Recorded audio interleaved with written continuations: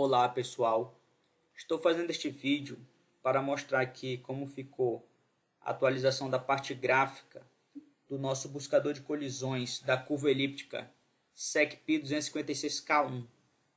Bem, a parte gráfica ela não é interessante para a busca em si. Ela consome um pouco de processamento que poderia estar sendo utilizado na busca. Entretanto, pelo que nós já podemos observar aqui em termos de processamento, este gráfico ele não consome tanto recurso em relação ao que está sendo utilizado para realizar o processamento das buscas por colisões. Bem, o gráfico ele é didático e ele serviu para tomar algumas decisões aqui de como, de uma forma mais visual, de como configurar o nosso buscador. Então, o que acontece? Primeiramente, nós temos aqui uma busca em 20 chaves públicas diferentes, que nós não conhecemos a chave privada. Cada chave dessa tem 32 mil derivações, pelo menos. E cada busca é realizado em 12 pontos diferentes da curva. Ou seja, eu escolhi um ponto aqui no início e distribuí eles de forma espaçada até a metade do que nós chamamos aqui de ordem do grupo. Por que até metade? Porque a outra metade ela é espelhada.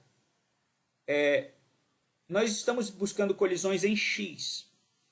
Aqui, X, P sobre 2, 0 e P. Então, essa aqui é o tamanho do campo finito.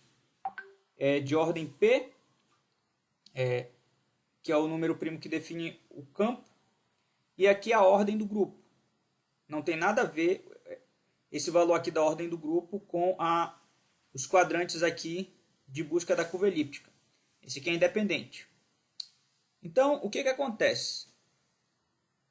Toda a curva, todos os pontos da curva, eles são simétricos em relação ao eixo Y. Então, se existe um ponto aqui, existe um ponto simétrico ele aqui. Então, para todos, existe um ponto simétrico. Então, nós buscamos colisões somente em X. Porque se acontecer uma colisão em X, nós sabemos exatamente como determinar os outros dois pontos. Então, se nós descobrirmos uma colisão com uma chave em torno de um desses pontos, nós vamos, se a chave for referente a uma chave do outro lado aqui, nós sabemos como encontrar ela de forma espelhada. Então, para melhorar o poder de processamento, reunimos toda a busca na primeira metade aqui do nosso da ordem do grupo. Então, a distribuição é feita aqui. Então, foi colocado aqui só para fim didático, para a gente conseguir ver mais ou menos aonde é que fica ali o ponto com relação à distribuição.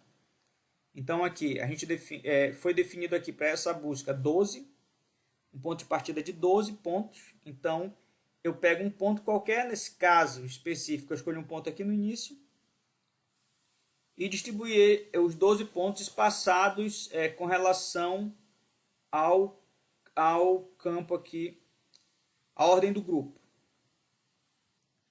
Então isso aqui serviu para facilitar. E o quadrante aqui, que foi colocado, para dar um visual melhor de onde os pontos estão acontecendo em relação aos pontos chaves aqui do nosso quadrante, do nosso campo finito. Bem, isso aqui é didático e serviu para a tomada de decisão também. A escala, aqui agora falando da escala, a escala ela é bizarra. Então é 480 por 10 elevado a 78. Isso aqui, para cada ponto desse gráfico, nós temos embutido nele aproximadamente 2 vezes 10 elevado a 75 posições. Então, Cada ponto desse gráfico representa, ele contém ali que não pode ser representado, não tem como ser representado, 10 elevado, 2 vezes 10 elevado a 75 elementos, praticamente. Então, para você ver a ordem de grandeza aqui da coisa. Tá, essa informação, só para nós termos ideia do gráfico, para ver que ele não significa muita coisa. Não significa porque é impossível fazer uma representação com qualquer tela. Isso aqui é escala astronômica para ser o mais próximo possível nessa explicação. Aqui, cada ponto que ele anda, ele soma o ponto anterior ao ponto de partida, que é o ponto G, e vai encontrar o próximo ponto. Esse ponto ele não é aleatório. Parece ser aleatório aqui porque a gente não conhece, a gente não sabe para onde ele vai. Mas se a gente fizer o ponto de partida novamente, ele vai fazer o mesmo tracejado a partir do ponto de partida. Se a gente conhece, então, não é nada aleatório. O problema é a ordem de grandeza. É tão grande o negócio que você, a menos que você faça o cálculo, você não vai saber para onde vai. Ninguém vai ficar perdendo tempo fazendo cálculo disso aqui. O computador vai levando e vai mostrando aqui, a gente vai se satisfazendo com observar pelo menos a aproximação aqui, como está sendo o movimento lá dentro da curva elíptica. Testes da rodada. Então, esses daqui são os testes realizados na rodada desde quando nós iniciamos. Então, ele fez aqui alguns bilhões de testes já. 127 bilhões de testes. Então, cada rodada ele faz 24 comparações vezes aproximadamente 600 a 700 mil chaves pré-processadas, que é carregado antes dele começar o processamento. Então, aqui a busca é realizada em torno desse ponto. Então, nós colocamos um ponto para trás, um ponto para frente, um ponto para frente, um ponto para trás, um ponto para frente, um ponto para trás. Aqui eu só estou mostrando um. Na verdade, existem 24 gráficos desses rodando, que não está sendo apresentado. Esse aqui só está relacionado à chave principal, que nesse caso ela é a chave de partida aqui. Então, existem 24 desses. Então, para colocar os 24, nós não teríamos, não seria visualmente agradável. Então, nem dois, um já é mais do que suficiente. Então, existem 24 buscas. Então, a gente não pode desprezar nenhum único ponto, porque o que acontece? Se eu somasse 2 vezes ao ponto e eu fosse comparar só ao ponto seguinte, eu poderia ter perdido o ponto de colisão, que pode acontecer em qualquer posição. Isso aqui, a qualquer hora pode acontecer uma colisão, como nunca pode acontecer. Porque a gente não sabe, não temos informação da relação entre o ponto e a chave privada, desconhecida. Mas o que acontece? Aqui nós fazemos uma busca para trás, uma busca para frente, uma busca para trás, uma busca para frente. Para não correr o risco de buscarmos para frente e perdermos uma colisão para trás, próxima de um ponto de partida, ou fazemos busca para trás e perdemos uma colisão para frente, no entorno de um ponto de partida também. Bem, vamos lá. Então, isso aqui são as estratégias. Nós concentramos tudo aqui na metade da ordem do grupo, porque a outra metade é espelhada, então, como nós falamos anteriormente. Então, todas as buscas estão concentradas aqui, porque se nós encontrarmos uma colisão em X, nós vamos saber os dois Y, nós vamos saber a relação também do outro ponto aqui do outro lado.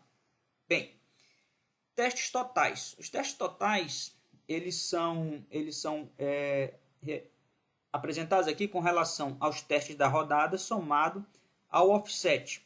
O offset é um elemento manual que foi colocado para nós dizermos, nós já fizemos 4.096 testes. Vamos supor, parei aqui, por algum motivo Eu parei o processamento, eu vou pegar esses testes dessa rodada, somar com os testes da rodada que eu fiz anterior, criar um offset e dizer, não, começa a buscar a partir daqui. Ele vai pegar esse valor, vai usar como offset e vai começar a partir de onde ele parou a busca. E aí eu não vou precisar começar do zero. Então eu tenho um offset. Então eu já rodei isso aqui. Eu tenho aqui a probabilidade de colisão aproximadamente 1 para 10 elevado a 65. Isso aqui é uma informação útil, porque o ponto de partida dessa curva elíptica é 1 para 10 elevado a 78. A nossa estratégia,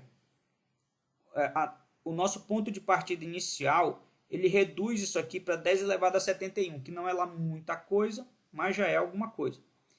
E aí, à medida que o tempo vai passando, nós vamos aumentando isso aqui, crescendo nesses testes totais que a gente já conhece, enquanto não... Cada vez que não acontece colisão, vai somando algumas unidades aqui, isso aqui vai aumentando, aumenta em potência de 10, isso aqui vai reduzindo. O problema é o tempo. Se nós precisaríamos de um poder de processamento muito grande para reduzir isso aqui para uma escala aceitável. Assim que nós pudéssemos dizer, não, nós temos uma probabilidade boa, razoável. Essa probabilidade aqui não é razoável, é muito pequena. Assim, é milagre se a gente encontrar colisão. Eu acredito em milagres, ponto. Então eu estou fazendo busca aqui, se acontecer, aconteceu. Não está sob o meu controle isso. Eu só não posso deixar de fazer, porque senão se eu parar de buscar, então já era, não vou encontrar mesmo. Então, o que acontece? Se eu reunir todo o poder de processamento do mundo, talvez eu traga isso aqui para próximo a 10 a 50, que ainda é algo absurdamente grande, é impraticável, não é algo com uma probabilidade razoável. Entretanto, o que a gente faz é esperar pela sorte também, né? Existe a probabilidade, existe a sorte. Então, se acontecer de ele colidir com um dos pontos desconhecidos nessa busca, beleza, foi sorte. Eu posso aumentar a quantidade de pontos, distribuindo de uma forma da mesma forma que, mas com uma quantidade maior de pontos, eu posso utilizar outro ponto de partida, que isso aqui nós fizemos também. Então, para utilizar um outro ponto de partida, nós temos aqui esse outro processo também rodando aqui o mesmo programa. E vocês podem ver que a curva é totalmente diferente do que está acontecendo aqui. Se acontecer qualquer coisa igual, é pura sorte ou não é algo esperado. Mas o que acontece? Eu usei uma outra chave, eu não sei dizer exatamente qual o ponto onde essa outra chave está. Essa aqui eu sei porque era uma chave do início, mas eu usei um outro ponto aqui. Vocês podem ver que o espaçamento mudou daqui para cá. E aí, senhores, vocês podem pensar, mudou pouca coisa. Cada ponto, eu estou falando do ponto central, 10 elevado a 75 posições. Então, é muita coisa, não é pouca coisa. Então, qualquer chave que você escolha pode, por menor que seja aqui a diferença que está sendo apresentada aqui no gráfico, lá dentro do procedimento é um negócio bizarro e totalmente diferente do que está acontecendo em qualquer uma dessas posições. Então não tem relação. Você só vai estar buscando em uma outra posição. Então, senhores, eu vou disponibilizar esse buscador. A versão para o Windows nós vamos disponibilizar com a parte gráfica. E também nós vamos disponibilizar sem a parte gráfica, porque a parte gráfica só serve para ficar olhando ali de vez em quando. Se a pessoa não quiser, vai ficar só com a parte mesmo, só com o programa rodando aqui. Lembrando que se você tem mais poder de processamento ou um número menor de chaves, o processamento vai aumentar aqui. Se você colocar um número de chaves maiores para ser buscada, o processamento vai reduzir. Então, o que acontece? Se nós tivermos, na versão Linux e Windows sem o gráfico, vai ficar só essa parte aqui. Eu vou disponibilizar essa parte aqui na versão Windows, em uma das versões Windows, mas eu não vou fazer isso para Linux, porque não interessa, que foi só mesmo uma parte didática que me ajudou aqui a tomar algumas decisões. e é interessante para ficar também visualizando, ver o que está acontecendo lá dentro. Eu fiz este vídeo basicamente para mostrar essa atualização aqui no nosso buscador de colisões da curva elíptica SECP 256K1. Vou ficando por aqui, fiquem com Deus e até a próxima.